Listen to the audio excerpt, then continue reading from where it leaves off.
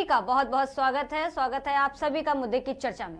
लोकसभा चुनाव 2024 शुरू होने वाले हैं और इससे ठीक कुछ दिन पहले ही मुख्तार अंसारी की मौत और उनके जनाजे में बड़ी संख्या में मुस्लिम समुदाय का उमड़ना ये बात साफ करता है कि इस बार के चुनाव में इसका असर देखने को जरूर मिलेगा। हालांकि इसको लेकर राजनीतिक जानकार भी यही मानते हैं कि राजनीतिक पंडितों का ये भी कहना है कि मुख्तार की मौत को लेकर सहानुभूति वोट बैंक को भुनाने के लिए राजनीतिक पार्टियां अपने अपने हिसाब से जुट गई हैं और अपना मैथमेटिक्स लगा रही हैं। पहले तो सहानुभूति वोट बैंक को आकर्षित करने के लिए कई राजनीतिक दल मऊ से पूर्व विधायक और बाहुबली मुख्तार अंसारी की मौत को लेकर लगातार बयानबाजी कर रहे हैं। ये तो सभी जानते हैं कि पूर्वांचल से लेकर प्रदेश के तमाम जिलों में मुख्तार परिवार की पकड़ रही है। सिर्फ मुसलमान ही नहीं बल्कि हिंदू आबादी का एक वर्ग भी मुख्तार का समर्थक रहा है। इस पूरे घटनाक्रम से पूर्वांचल अधिक प्रभावित दिख रहा है। ऐसे में सपा के साथ ही कांग्रेस और अन्य राजनीतिक दल भी इसको भुनाने में जुट गए हैं और मुख्तार की मौत से सत्तारूढ़ दल के खिलाफ जो आक्रोश मुख्तार के समर्थकों में पैदा हुआ है उसे बयानबाजी के द्वारा लगातार हवा दे रहे हैं। पूर्वांचल में मुख्तार की मौत से सहानुभूति के जरिए सियासी जमीन को उर्वर बनाने के लिए सपा ही नहीं वो भी दल शामिल हैं जो कभी मुख्तार को पसंद नहीं करते थे, लेकिन चुनावी माहौल को देखकर वो भी इसे भुनाने में जुट गए हैं। मुख्तार की मौत के तुरंत बाद ही अखिलेश यादव का बयान सामने आया था और बिना मुख्तार का नाम लिए ही उन्होंने जेल में मौत को लेकर सवाल खड़ा किया था। उन्होंने कहा था कि हर हाल में किसी के जीवन की रक्षा करना सरकार का दायित्व होता है। तो दूसरी ओर सपा के ही राष्ट्रीय महासचिव शिवपाल सिंह यादव ने मुख्तार का नाम भी लिया और पूरे सम्मान के साथ पूर्व विधायक को श्री लगाते हुए भावपूर्ण श्रद्धांजलि भी दी थी। यानी जहां अखिलेश ने नाम से लेने से गुरेज किया था तो वहीं शिवपाल ने नाम लेकर पत्ते खोल दिए। हमारे साथ आज मुद्दे की चर्चा पर बातचीत करने के लिए हमारे खास पैनलिस्ट जुड़ चुके हैं।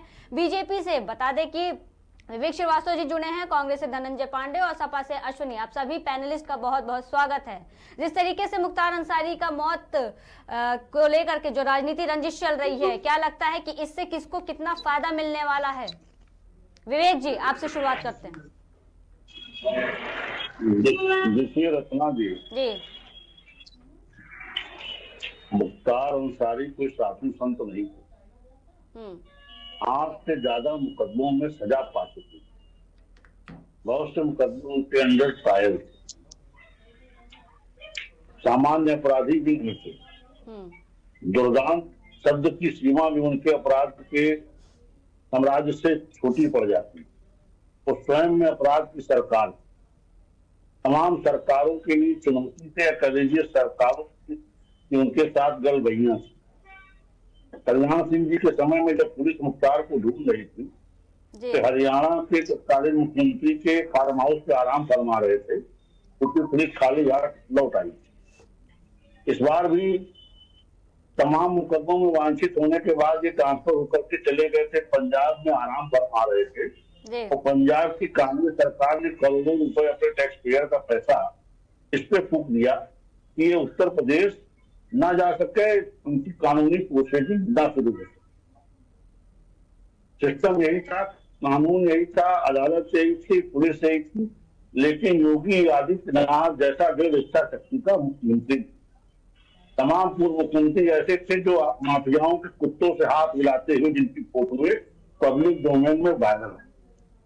योगी आदित्यनाथ किसी अपराधी के कुत्ते को छोड़ दीजिए, अपराधी से हाथ मिलाने की बात तो छोड़ दीजिए, उनकी परछाई से भी अपराधी कांपता है।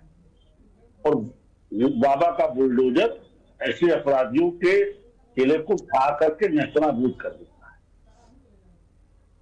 मुख्तार अंसारी जेल में थे और जेल में रहने वाले व्यक्ति के सामान्य नागरिक अधिकार नहीं रहते, सामान्य नागरिक अधिकार उसके सस्पेंड रहते।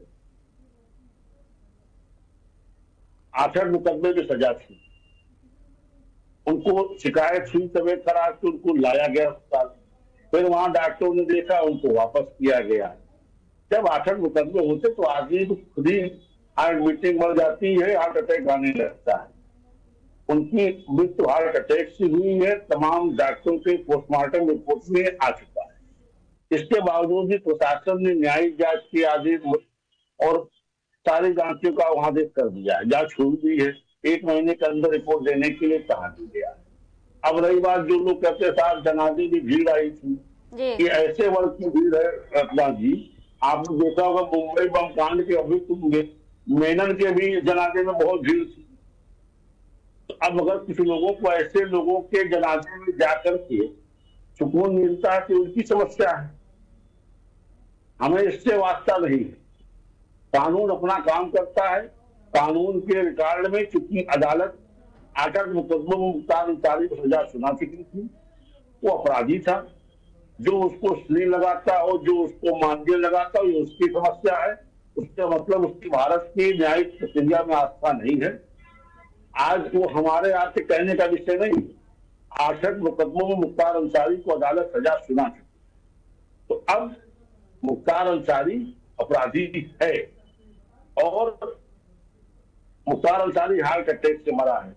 जिस भी राजनीतिक दल को बहुत ज्यादा गम है, हम किसी को गम ज्यादा होने से रोक नहीं सकते। अपने कार्यालय में शोक सभा करें, झंडा झुका लें, उनके मजार पे जाएं, चादर चढ़ाएं, जो करना हो करें। हमारा इससे कोई रोक टोक नहीं। कानून अपना काम करेगा। उत्तर प्रदेश में किसी भी अपराधी को पलने फूलने नहीं दिया जाएगा। अब ये वो जमाने नहीं रहे कि जहां मुख्यमंत्री या सत्ताधीश अपराधियों को पालते पोसते थे। उत्तर प्रदेश में ऐसी सत्ता जो अपराधियों को मट्टी में मिलाने का काम करती है। चलिए ठीक है, हम इसी पर अब अश्विनी जी के पास जाना चाहेंगे। अश्विनी जी, आपने सुना कि विवेक जी ने क्या कुछ कहा है और जिस तरीके से ये बार बार सवाल उठाए जा रहे हैं कि विपक्ष क्यों इतना लगाव दिखा रहा है एक माफिया को लेकर के, इसमें राजनीति जिस तरीके से की जा रही है। जी अश्विनी, 45 रुपए पड़े पूरे समय तक बोला है, तो हमें भी आजादी मिले कि हम कुछ बोल पाए।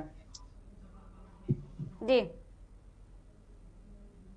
जी अश्विनी जी, सवाल यही है कि क्या कितना लगाव है, क्यों बार बार विपक्ष पार्टी जो है जब से माफिया मुख्तार अंसारी की जो मौत हुई उसके बाद से ही जो सियासी घमासान है वो देखने को मिला है। और उसके अलावा भी अभी हाल ही में देखा गया है कि जो पल्लवी पटेल है उन्होंने सपा से अलगाव किया था और बाद में ओवैसी के साथ जाकर के उन्होंने अपना अलग ही गठबंधन तैयार कर लिया है। पीडीए था, पीडीएम बन गया, अब उसको टक्कर देने की बात की जा रही है।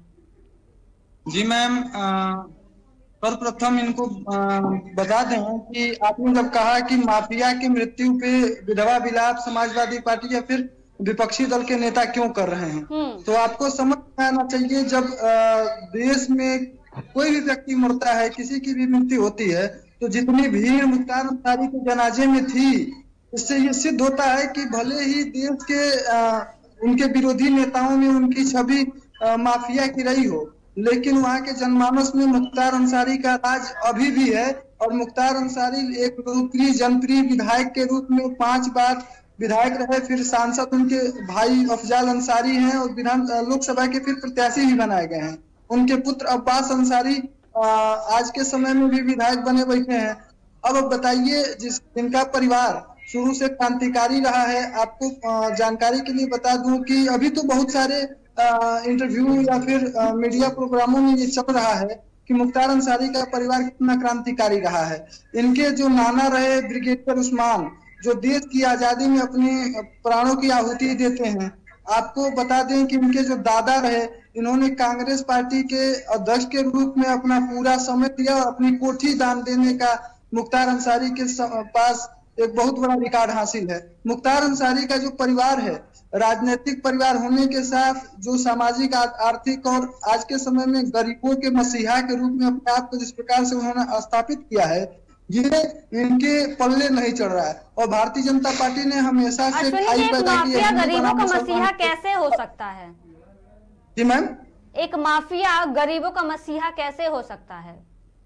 ना अब देखिए, एक किसी शायर ने कहा है कि आपने अपने जीवन में क्या किया है, इसके लिए इस बात को पता करने के लिए आपको मरना पड़ेगा। और जब मृत्यु होती है तो आपके साथ कितनी वहां पैसे पे बुलाई गई भीड़ नहीं थी, या फिर किसी राजनेता के कार्यक्रम को हम नहीं देख रहे थे, वहां हेलीकॉप्टर लोग देखने नहीं आए थे। वहां मृत्यु के बाद शोक संपन्न परिवार को एक तरीके से सांत्वना देने के लिए वहां लोग उपस्थित थे, और इससे साफ जाहिर होता है कि भले मीडिया चैनलों में, भले कुछ लोगों में ऐसी छवि बना दी गई है। अभी एक राय साहब थे, वहां आपने नहीं देखा होगा, राय साहब एक मीडिया इंटरव्यू में ये बताते हैं कि मुख्तार हमारे शिष्य थे, और जिस प्रकार का उनका बर्ताव रहा है, वास्तव में देश की राजनीति में उनको स्मरण करना चाहिए।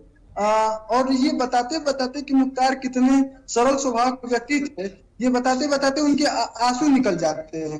तो अब बताइए, ऐसे उदाहरण मुख्तार अंसारी के परिप्रेक्ष्य में जब मिलते हैं, और आप जैसे लोग या फिर भारतीय जनता पार्टी के जो लोग हैं उनको माफिया की उपाधि देते हैं, ये कहीं से ठीक नहीं। जो व्यक्ति माननीय हो सकता है, एक बार आप विधायक हो सकते हैं, एक प्रधान बनने के बाद दूसरी बार विरोध हो जाता है।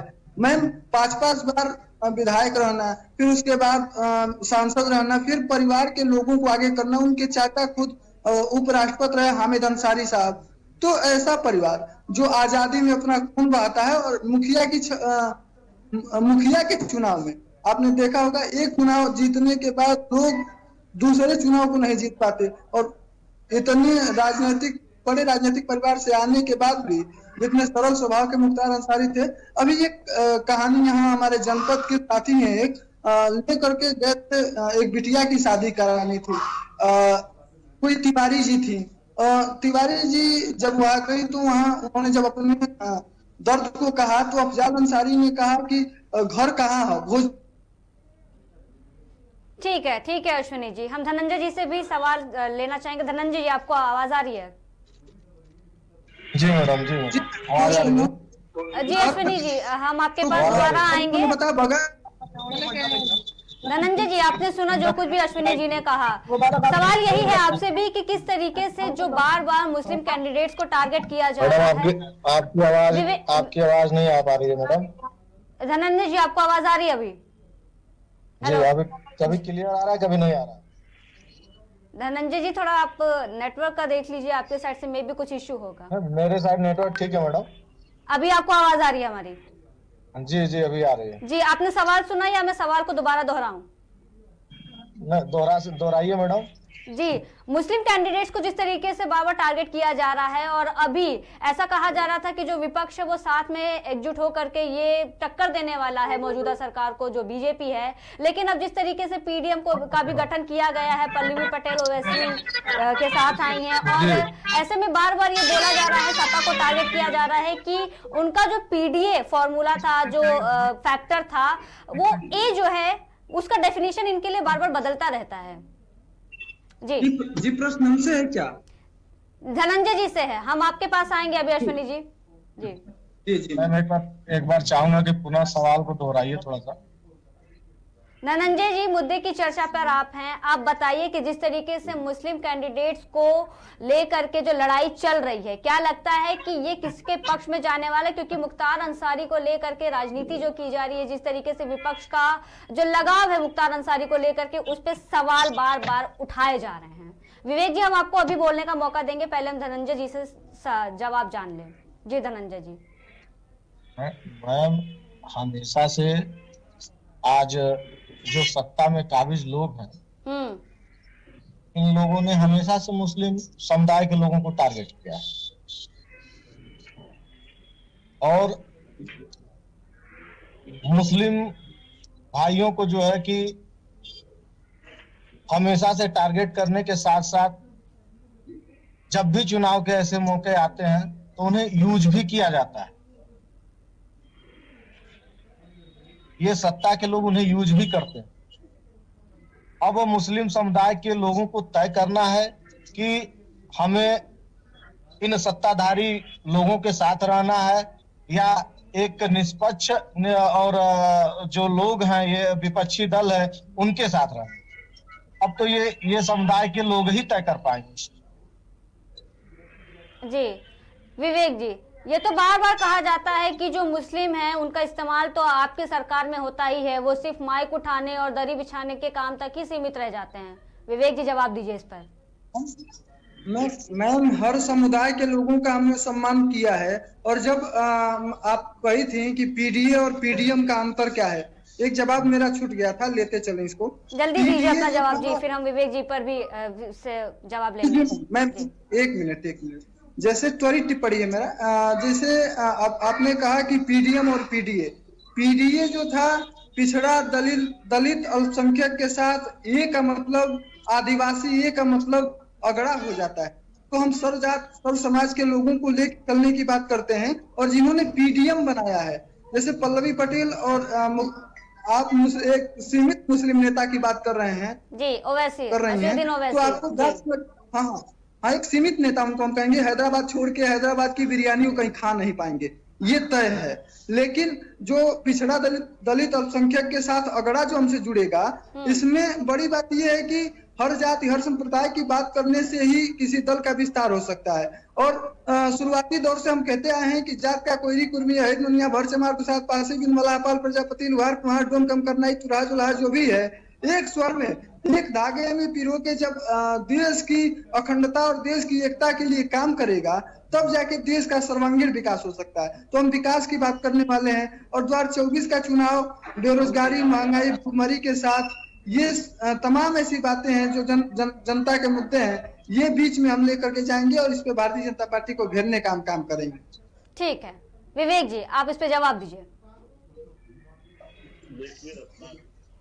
जी, समाजवादी पार्टी माई के संविधान की राजनीति करते चलते पीडीए की बात करनी है, पिछड़ा दलित अल्पसंख्यक जब ये शासन में रहते हैं तो पिछड़ों में इनको केवल यादव में केवल परिवार दिखाई देता है।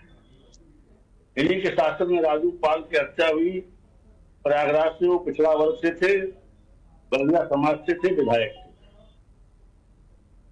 और इन्हीं के शासन काल में जियाउल हक जो मुस्लिम समाज से, अल्पसंख्यक समाज से थे, 35 साल बाद लोक सेवा आयोग से डिप्टी एसपी बने थे, कुंडा में उनकी हत्या हुई। उनके हत्या के मुख्य को समाजवादी पार्टी ने कुंडा से विधानसभा का टिकट दिया। ये समाजवाद की नई परिभाषा है जो अखिलेश यादव ने कही।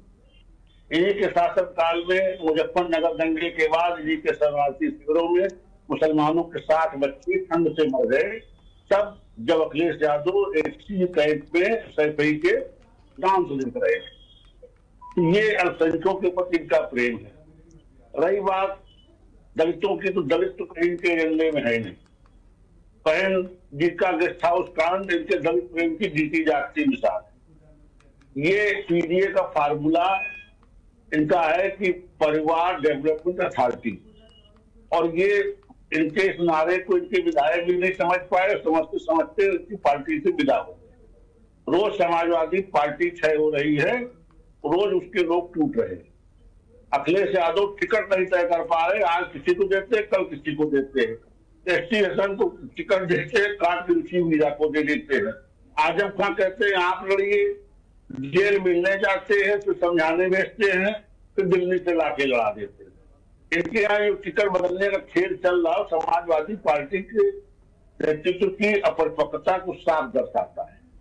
मुसलमानों की कहीं समाजवादी पार्टी में कोई हैसियत नहीं। हम राष्ट्रवाद की बात करते हैं, बहुसंख्यक समाज के मतों में बिखराव नहीं चाहते। हम अपने एजेंडे पे, अपने जनता के अंतिम पायदान पे खड़े उस व्यक्ति के लिए योजनाएं लाते हैं और उस पर हम काम कर रहे हैं। हर चुनाव दर चुनाव हमारी रिपोर्ट कार्ड जनता जांच रही है। माननीय जी कौन से रोजगार की बात करते हैं? कौन से रोजगार की बात कर रहे हैं आप? माननीय जी कौन से रोजगार की बात कर रहे हैं? आपकी सरकार सत्ता में है, डबल इंजन की सरकार है, न यहाँ नौकरी है। आपके तुम्हें तो पेपर लीक हो जाते हैं, रत्ना जी आपके में पेपर लीक हो जाते हैं। कौन से रोजगार की बात कर रहे हैं आप? आपके प्रधानमंत्री नरेंद्र मोदी जी ने वादा किया था कि मैं हर साल 2 करोड़ नौकरी दूंगा। कितने लोगों को नौकरी दे पाए हो? क्या कर पाएंगे इस पे आप? मैं जवाब दूंगा। अगर ये कौन सा जवाब आप दे पाएंगे? किस रोजगार की बात करते हैं? समझ में नहीं आता है, जरा गिनती तो करा दीजिए। अगली मेरी योजना की बात करते हैं। रत्ना जी जी बोलिए। इन्हें कहें जो अपने क्रम में जो प्रश्न उठाए मैं उतने प्रश्नों का उत्तर दूंगा। बेचितना हूं, हमने 2 करोड़ मुद्रा योजना रोजगार की बात की थी। 41 करोड़ लोगों को मुद्रा योजना में लोन दे चुके हैं कारोबार के लिए। अगर विपक्ष को रोजगार और नौकरी का अंतर नहीं मालूम है तो विपक्ष की समस्या है। आप सत्ता का पक्ष रख रहे हैं और आपको मालूम ही नहीं है, आप सत्ता का पक्ष रख रहे हैं, मालूम ही नहीं है। वो मालूम है, आप अगर पढ़ के नहीं आए, आपको रोजगार और नौकरी का अंतर नहीं मालूम तो आपकी समझ की समस्या है। हमने 2 करोड़ रोजगार की बात की। किसको पकौड़ा तलना ही रोजगार है क्या? पकौड़ा तलना ही रोजगार है क्या? चाय बेचना ही रोजगार है क्या? नहीं, अगर चाय बेचना नहीं रोजगार है, आपके गृह मंत्री जो है कहते हैं पकौड़ा तलना, आपको पकौड़ा ही केवल रोजगार है क्या? साधन अखिलेश यादव का ही रोजगार है, गरीब का रोजगार नहीं है, उसका आप उपहास उड़ाएंगे। गरीब का जिससे भी जीविका चलती है उसका जीव को पार्जन के साधन का उपहास उड़ाएंगे। एक बाप चाहेगा क्या, एक बाप चाहेगा क्या कि अगर मैं पकौड़ा बेच रहा हूं तो मेरा बेटा भी पकौड़ा ही बेचे? एक बाप चाहेगा क्या कि मैं चाय बेचता हूं तो मेरा बेटा चाय ही बेचे? मुलायम सिंह ने तो अपने लड़के को सबसे कम उम्र का सांसद बना दिया था। माननीय जी कहाँ बात कर रहे हैं? उस समय अखिलेश यादव सांसद बनने की हैसियत थी क्या? जी, जिस तरीके से अभी जो चुनावी स्थिति है उत्तर प्रदेश में लेकर के जैसे जैसे चुनाव नजदीक आ रहे हैं, ऐसे में योगी आदित्यनाथ का अभी हाल ही में उन्होंने एक संबोधन दिया है और उसमें उन्होंने साफ कहा है कि अगर विपक्ष से कोई आता है, सपा आती है, बसपा आती है या कांग्रेस आती है, तो दोबारा से जो माफिया राज है वो वापस आएगा। माफिया राज को हमने खत्म किया है। और साथ साथ योगी आदित्यनाथ ने ये भी कहा है कि वो जो जनता है उनको वो आगाह करते हुए चल रहे हैं कि वो माफिया राज वापस ना आए, इसलिए सोच समझ के अपना मतदान इस्तेमाल करें। ये चुनावी जो लड़ाई है ये अब तो माफिया बनाम कानूनी लड़ाई हो गई है पूरी। जी विवेक जी। जी, सवाल आपने सुना, जवाब दीजिए। दोहरा दे। प्रश्न यही है कि जो माफिया बनाम कानूनी लड़ाई जिस तरीके से की जा रही है, ये राजनीतिक लड़ाई शुरू हुई थी और अब इसको जो है ये माफिया बनाम कानूनी लड़ाई में बदलती हुई नजर आ रही है। एक तरफ योगी आदित्यनाथ कानून व्यवस्था को लेकर के हर जगह यही बोल रहे हैं कि कानून व्यवस्था अच्छी है, वहीं ये भी कहते हैं कि विपक्ष का कोई भी अगर आता है प्रधानमंत्री, अगर कानून व्यवस्था अच्छी है तो अंजलि नाम की वो लड़की जिसको रात को निर्वस्त्र करके सड़कों पे खींचा गया स्कूटी में बांध करके, उसको अन्याय मिला क्या? अन्याय मिला क्या? दिन दहाड़े लोगों के पहने जो है कि चोरी हो जाते हैं, शरीर पर से लूट ले जाते हैं, तो क्या ये अपराध खत्म हो गया क्या? क्या ये अपराध नहीं है? या ये अपराध की श्रेणी में आता ही नहीं है? अपराध है, बहुत बड़ा अपराध है। जी विवेक जी। देखिए रत्ना जी, व्यक्तिगत स्तर पर अपराध कभी समाप्त नहीं होते, रंजिशन हत्याएं कभी बंद नहीं। जो संगठित अपराध को शासन सत्ता को चुनौती देने वाले अपराध, शैलेंद्र सिंह ने मुख्तार अंसारी की रंजी जब्त की, बदले में क्या हुआ? शैलेंद्र सिंह जैसे डिप्टी एसपी को उनके घर से गिरफ्तार करवा दिया मुलायम सिंह जी ने। ये शासन माफिया के साथ, आज शासन प्रशासन के साथ खड़ा और प्रशासन अपना काम कर रहा है। आज उत्तर प्रदेश में कोई संगठित गिरोह नहीं बचा जो अपनी अंतिम सांसें ना ले रहा हो। बहुत से गिरोह खत्म हो चुके, अब वो फाइलों में किताबों में आ गए। ये स्थिति उत्तर प्रदेश में आ गई। जिस अपराध के वृक्ष को मुलायम सिंह जी अपने शासन काल में पाला पोसा था, उस अपराध के वृक्ष के जड़ में मट्ठा डालने का काम योगी आदित्यनाथ जी कर रहे हैं और बखूबी कर रहे हैं, और मट्ठा डालने पर बुलडोजर भी चला रहे हैं। क्या अगर अपराध कम हो गया होता तो माननीय जी मैं दो लाइन कहना चाहूंगा कि मैं हर दिन अखबार पढ़ता हूँ, मैं हर दिन अखबार पढ़ता हूँ, पर उसका उसे निचोड़ने में ही सिर्फ खून निकलता है। अब बार बार ये कहा जा रहा है कि अखिलेश यादव को डर सता रहा है कि कहीं ना कहीं उनके मुस्लिम वोट जो है वो कट सकते हैं, वो शिफ्ट हो सकते हैं। धनंजय जी। मुस्लिम भाई कहीं नहीं जा रहे हैं, कहीं नहीं कट सकते हैं। उन्हें उनकी इच्छा है, यह मतदान है और जिसकी जहां इच्छा करेगी वो वहां मतदान। किसी को कोई जोर जबरदस्ती करके कोई मतदान नहीं करा सकता है। जिस तरीके से बार बार इंडिया गठबंधन का कहा जा रहा था कि वो बहुत बड़ी टक्कर देगा एनडीए को, अब जिस तरीके से हालात है उसको देख करके तो नहीं लगता है, तो इस पे भी सवाल एक खड़ा होता है कि जी जी जवाब दें, क्या यही बड़ा परिवर्तन था जिसकी बात हम कर रहे थे?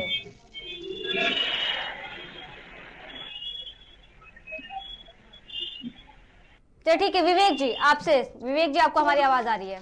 जी आ रही है जी, बताएं। जी आपने हमारा सवाल सुना, उस पर जवाब दें। जी बताएं, दोहराएं। जी माफिया राज की बात की जा रही थी, क्या लगता है कि योगी राज में ये जो डबल इंजन की सरकार थी उसमें माफिया राज खत्म की गई, लेकिन इस पर भी बार बार कानून व्यवस्था पर अक्सर सवाल उठते थे कि अगर इतना ही माफिया राज खत्म हो चुका है तो बार बार हमें जो रोज की घटनाएं हैं, जो आए दिन हमें घटनाएं सुनने को देखने को मिलती हैं, वो क्यों नहीं खत्म हो रही, उनमें कोई बदलाव क्यों नहीं किया जा रहा है? देखिए, मैंने पहले कहा कि रंजिशन हत्याएं या जिस तरह की घटना बदायूं में हुई, ये किताब से उपजी घृणा का नतीजा है। वर्ग विशेष में ये विचारधारा की समस्या है और इस पे सरकार हमारी कड़ाई से अंकुश लगा रही है। आपने देखा होगा जिस सौदे ने हमारी पुलिस की कांस्टेबल को छेड़ा जी, उसके ऊपर हमला किया, उसको हमारी पुलिस ने जहन्नुम पहुंचाने का काम किया। तो हमारे शासन काल में अपराधियों को दंड दिया जा रहा, उनको सबक सिखाया जा रहा। पूर्ववर्ती सरकारें इन अपराधियों को संरक्षण देती।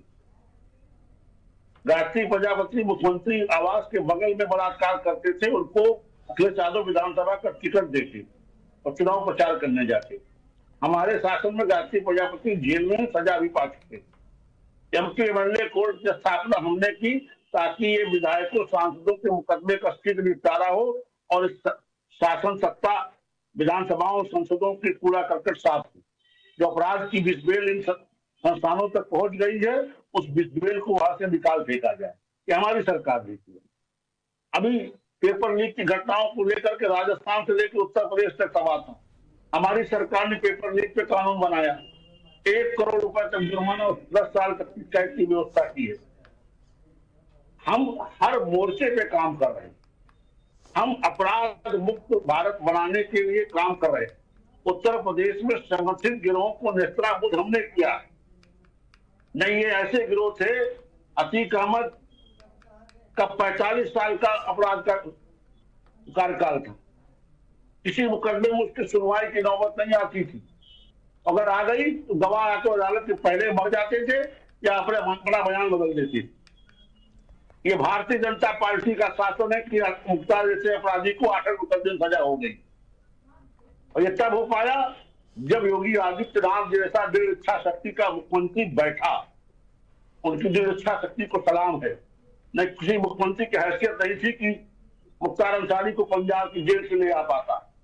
पूरी पंजाब की सरकार, कांग्रेस की सरकार उसको संरक्षण देकर के उसका अवभगत कर रही थी। तो हमने अपराधियों को नेस्तनाबूद किया है। ये जनता इस मुद्दे पे भारतीय जनता पार्टी की पीठ थपथपाती है। योगी आदित्यनाथ जी को अपना आशीर्वाद देती है। विपक्ष कोई चीज समझ में नहीं आती, ना समझ में आए, ये उसकी समझ की समस्या है। विपक्ष मुख्तार अंसारी के जनाजे में भीड़ देखता है। ये ऐसा वर्ग है जो आपको शायद आप बीएचयू की घटना भूल गए हैं महोदय जी। आप वही के पार्टी के सोशल मीडिया के जो है लोग थे, उन्होंने आधी रात को बीएचयू की बेटी का बलात्कार किया, कपड़े छीने, उतार दिए कपड़े। ये भूल गए आप? क्या आप अपराधी को संरक्षण नहीं दे रहे हैं? क्या वो अपराधी नहीं है? क्या हुआ उसमें कार्रवाई हुई कि नहीं हुई? क्या हुआ कार्रवाई उसमें? किसी नेता ने हमारे को संरक्षण दिया क्या? तो अपराध करेगा। आईटी सेल के जो लोगों ने बीएचयू में बेटी के साथ जो अभद्रता की, उसके साथ बलात्कार किया, कहा उस पर कार्रवाई हुई? अगर नहीं हुई तो क्या आपने अपराधियों को संरक्षण देने में काम किया या नहीं? हम भी कल गलत करेंगे तो हमें भी कोई बचाएगा नहीं। बात पर नहीं पहचानना नहीं, भाजपा है। अरे माननीय जी, भाजपा है, कहाँ कार्रवाई होती है? भाजपा है। मैं तो गिनाया तो आपको, वो अंजलि बेटी जो थी निर्वस्त्र करके सड़कों पे गिरा, उसमें आपको क्या हुआ? उसको सजा मिली उन लोगों को? आप विषय बताइए, मैं कार्रवाई बताइए। आप एक विषय बताए, कार्रवाई बताने को भाग जा रहे हैं। कोई ऐसा अपराध बताइए इसमें अभी पकड़े ना गए हो, उसको कोई सरकार के संरक्षण दे रहा, बताइए कोई मुझे एक मामला। क्यों नहीं बता पाते आप लोग? मैम थोड़ा सा बोली, थोड़ा सा आवाज आपके यहाँ से सही नहीं आ पा रही है जी। जी धनंजय जी, अपनी बात कंप्लीट करिए।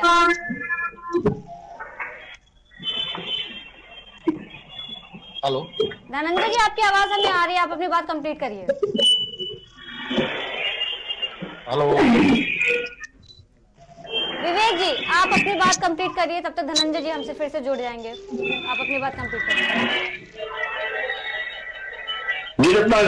जी, आप अपनी बात कंप्लीट करिए, क्योंकि आप दोनों ही आपस में बहस करने लग गए थे, तो ऐसे में शायद एक लोगों की जी ये रत्ना जी, उसको मुख्तार अंसारी के जनाजे में भीड़ करके उनको दिखता हो, वहां जाए, उनकी कब्र पे हथिया पड़े, चादर चढ़ाए, मंडप मांगे, कौन रोक रहा है? भारतीय जनता पार्टी इस तरह के भीड़ में वोट बैंक नहीं ढूंढती। भीड़ तो याकूब मेमन के जनाजे में भी दिख जाती है और विशेष की, तो क्या करिएगा? याकूब मेमन को क्या राष्ट्रवादी बता दीजिएगा? ये कुछ वर्ग विशेष की समझ की समस्या है, और जो इसको वोट बैंक नहीं देगा उनकी समझ पश्चिम है। भारतीय जनता पार्टी ऐसी भीड़ में वोट बैंक नहीं ढूंढती है। जी, इसमें कितनी सच्चाई है विवेक जी कि ये जो बार बार जो लड़ाई है माफिया बनाम कानूनी लड़ाई है, क्या सच में माफिया राज खत्म हो चुका है? और अगर कोई विपक्ष की पार्टी आती है या फिर कोई प्रधानमंत्री बनता है विपक्ष पार्टी से, तो फिर क्या लगता है कि असर होगा, या फिर जिस तरीके से आपने बोला माफिया राज आएगा? ये नहीं कहा माफिया राज आएगा। इन लोगों के सरकार में माफियाओं को संरक्षण था। हमने तो माफियाओं को कमर तोड़ने, उनको नेस्तनाबूद करने का काम किया है।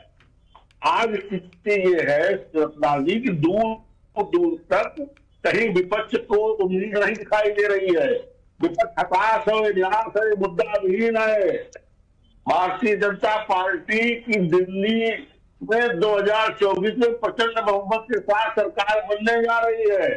एनडीए 400 पार, भाजपा 370 पार के साथ नरेंद्र मोदी प्रचंड बहुमत से देश के प्रधानमंत्री बनने जा रहे हैं। विपक्ष को दूर दूर तक कहीं बरसात के बादल दिखाई नहीं दे रहे। भ्रष्टाचारी एक दूसरे के पीछे छुप रहे हैं।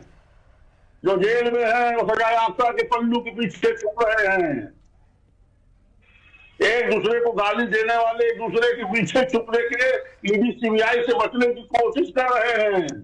आप देखिए दिल्ली की रैली में सबके अपने अपने दर्द थे।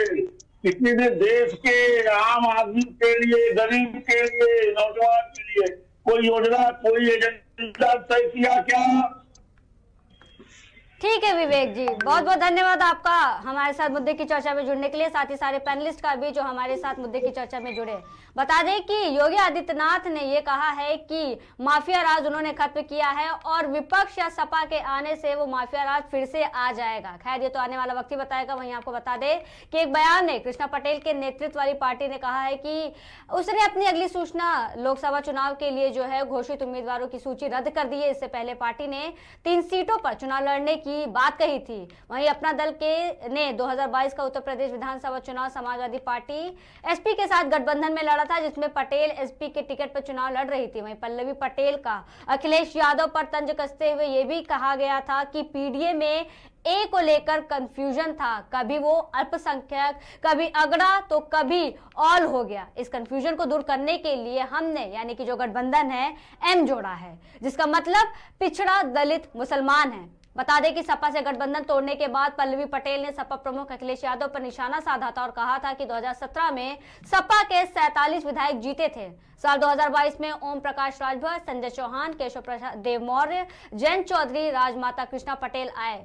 फिर आप 47 से 111 पर पहुंच गए और आपको 34% ही वोट मिले। उन्होंने आगे ये भी कहा था कि आपको अचानक लगने लगा है कि ये 34% अकेले आपके वोट्स हैं और आपको किसी के समर्थन की जरूरत नहीं है। खैर, अखिलेश यादव तो यही दावा करते हैं कि उन्हें किसी भी MY, PDM, PDA किसी भी फॉर्मूले या फैक्टर की जरूरत नहीं है। वो अकेले ही ये चुनाव लड़ सकते हैं, डटकर मुकाबला कर सकते हैं। वहीं आपको बता दें कि महान दल के जो मुखिया केशव देव मौर्य थे, वो पिछले विधानसभा चुनाव में भी अखिलेश यादव के साथ मिलकर लड़े थे। सपा के साथ गठबंधन में महान दल को सिर्फ 2 सीटें मिली थी। इन दोनों ही सीट पर समाजवादी पार्टी के चुनाव चिन्ह पर महान दल के प्रत्याशियों ने चुनाव लड़ा था और दोनों ही सीटों पर उनके प्रत्याशी चुनाव हार गए थे। इसके बाद दोनों ने एक दूसरे से नाता तक तोड़ लिया था और यह भी कहा जाता है कि चुनाव के दौरान अखिलेश ने केशव देव को एक फॉर्च्यूनर गाड़ी दी थी, लेकिन चुनाव हारने के बाद उन्होंने गाड़ी वापस मांग ली। कहना था उनका कि जब गठबंधन खत्म तो गाड़ी क्यों रख रहे हैं आप, जिससे केशव देव काफी नाराज भी हुए थे। फिलहाल के लिए दीजिए इजाजत।